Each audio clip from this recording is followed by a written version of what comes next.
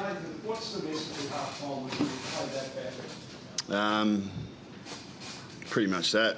You know, we didn't play anywhere near as well as we would have liked to. It looked to me like we were so worried about everything else other than just playing the game of footy. Like we just needed to free ourselves of any result or any superfluous issues and just go and attack the ball. And I think we did a lot better in the second half, but we've got to get better at being able to do it from the get-go. Given that, could you see anything like that third quarter coming from a moment there where you thought, right, it's turned? Well, that's the worst half of footy we've played this year. We were that far off it wasn't funny. We didn't look like we were working. Our key defenders were just sagging off and allowed their big boys hit-ups, and so they had outlets if we slowed them, when we slowed them, which wasn't very often. But North Melbourne looked to me like they were playing their game the way they wished to, and in the end the second half was the polar opposite. How? Belief. I think we've got a young group that believes that it can be good, that believes that it can play good footy. Talking to a few of the boys, I don't know how, but they never felt they were going to lose the game. So given the performance and where we got to at stages through the first half, that's a pretty big call. But that's all that matters. You're right. Yeah. Yeah, look, there was some efforts there through the middle part of the last quarter where we had fundamentally had control of the game and had got out to about 20 points, I think. And there were some efforts that once again let the opposition back in. And we've got to continue to grow and evolve, because the best sides just don't let up.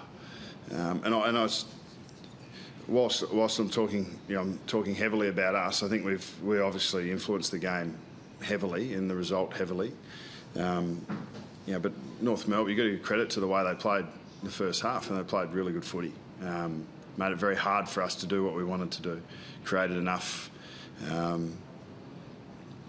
chaos in their ball movement. Their contest was better than ours. They were spreading better than us and put our defence under pressure. And we've got to find that middle range where our worst isn't that bad, and bring it up to our best, because that's what the best teams do.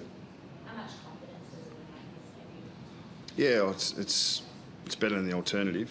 We're thrilled with the result, but we said it a couple of weeks ago that when we rock up to the club on Tuesday to review, that we want to take the result out of it. So whether we've won or we've lost, or how we've won or how we've lost, it should be irrelevant to our demeanour, and we take the lessons from it. So it's a challenge this week as much as it was coming into the club after the Geelong result, to be able to handle that with the right attitude. And I think we're continuing to develop that.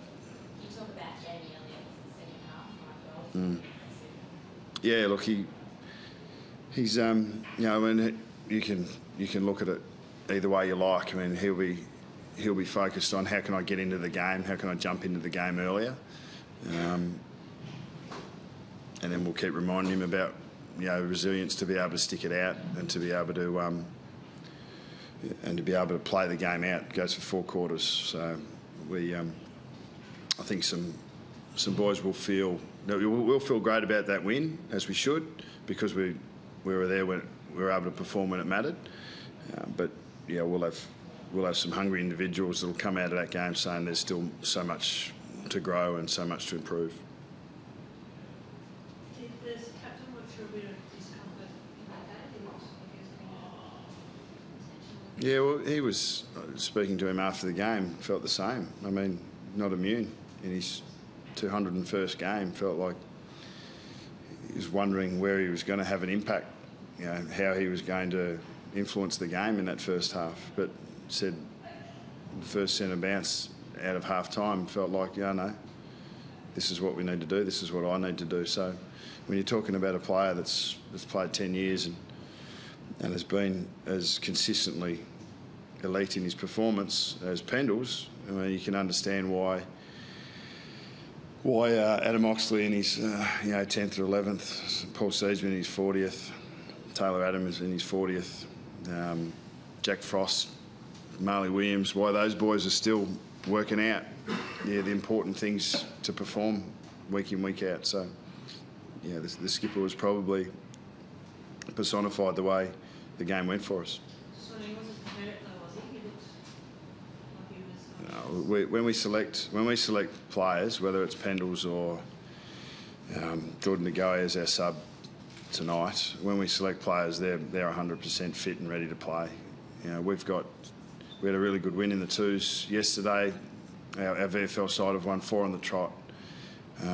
Our injury list is starting to head in the right direction, and the competition for spots, we hope and we trust, will continue to build. So, no, we won't play anyone if they're not cherry ripe.